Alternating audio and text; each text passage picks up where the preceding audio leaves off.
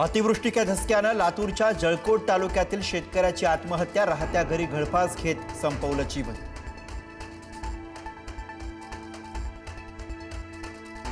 राज्यात मुसळधार पावसानं प्रचंड नुकसान, ओला दुष्काळ आणि सरसकट कर्जमाफी जाहीर करा, शेतकऱ्यांसह राजकीय पक्षांची ही मागणी। सरकार आता का थांबतंय, विरोधकांचा सवाल। सर्व मंत्र्यांनी आजपासून नुकसानग्रस्त भागाचा दौरा करावा, मुख्यमंत्री फडणवीसांचे आदेश। तर केंद्राच्या मदतीसाठी थांबणार नाही, राज्य सरकार तत्काळ मदत करणार, फडणवीसांचं आश्वासन। अडचणीच्या काळात सरकार कायम शेतकऱ्यांच्या पाठीशी, दिवाळीच्या आधी शेतकऱ्यांना नुकसान भरपाई दिली जाईल, कृषी मंत्री दत्तात्रय भरणे यांचं आश्वासन।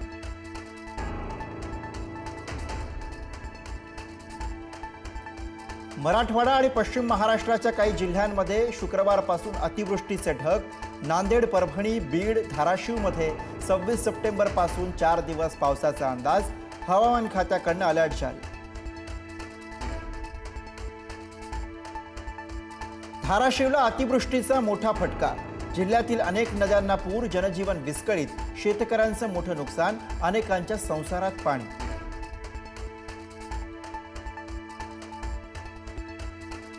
धाराशिवमध्ये भीषण पूरस्थिती, खासदार ओमराजे निंबाळकर लोकांना वाचवण्यासाठी स्वतः पुरात उतरले, मदतीच्या प्रतीक्षेत असलेल्या आजी आणि मुलाला बाहेर काढलं।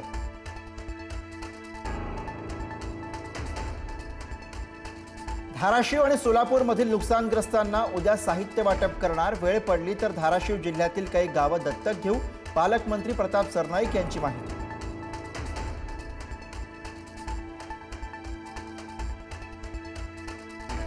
बीडच्या नांदूर हवेली इथल्या पूरस्थितीची मंत्री गिरीश महाजन यांच्याकडून पाहणी, ट्रॅक्टरमध्ये बसून गिरीश महाजन नुकसानग्रस्तांच्या भेटीला।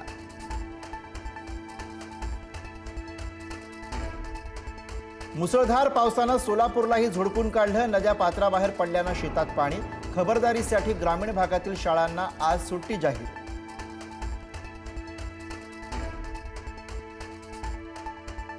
सोलापुरात सीना नदी पात्रात 2,08,000 क्युसेकनं विसर्ग सुरू, नागरिकांना सुरक्षित ठिकाणी स्थलांतर करण्याच्या सूचना। तर अक्कलकोटमध्ये बोरी नदीच्या पुरामुळे 4 गावांना पुराच्या पाण्याचा वेढा। बीडमध्ये पावसाचा जोर कायम, सिंदफणा, गोदावरी, मांजरा नदीकाठी पूरस्थिती, सर्व धरणं ओव्हरफ्लो, बेंदुसरा धरणातनं मोठा विसर्ग, बीडमधील शाळा आणि महाविद्यालयांना आज सुट्टी जाहीर।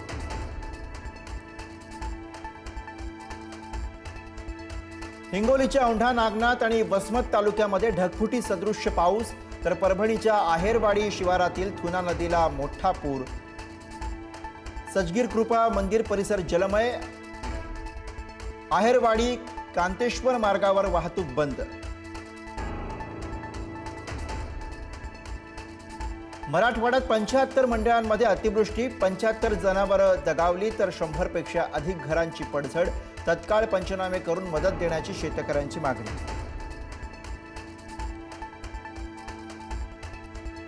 गोकुळचे माजी अध्यक्ष अरुण डोंगळे यांचा अजित पवारांच्या राष्ट्रवादीमध्ये प्रवेश, कोल्हापूर जिल्ह्यामध्ये राष्ट्रवादीची ताकद वाढणार।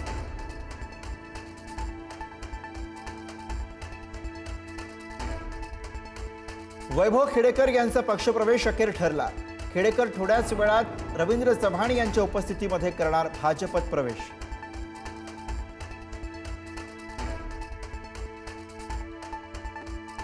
सदा सरवणकर विरुद्ध महेश सावंत निधीचा वाद आणखी पेटणार, सरवणकरांना मिळालेल्या निधीच्या कामांची महेश सावंत पाहणी करणार, 20 कोटी निधी मिळाल्याचा सरवणकर यांचा दावा।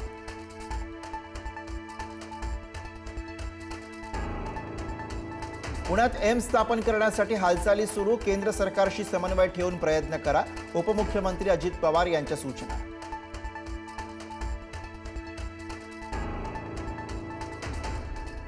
नव्या जीएसटी कररचनेमुळे राज्यावर 12,000 कोटींच्या महसुलावर पाणी सोडण्याची वेळ येण्याची शक्यता, वाहन खरेदीवरील करात बदल झाल्यामुळे राज्याचा तब्बल 7,000 कोटींचा महसूल आटणार।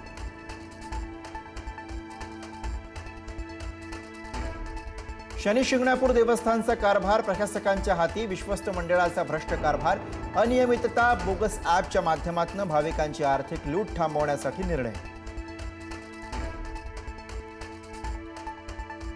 राज्यभरात नवरात्रोत्सवाची धडाक्यात सुरुवात. मंदिरांमध्ये भाविकांची दर्शनासाठी गर्दी. आकर्षक सजावटीनं देवीची रूप खोलली. मुंबई गोवा महामार्गावरील कणकवली इथल्या उड्डाणपुलाच्या 2 लेन मागील 6 वर्षांपासून बंद. दुसरीकडे महामार्गच कामं हे 90% पूर्ण झाल्याचा दावा.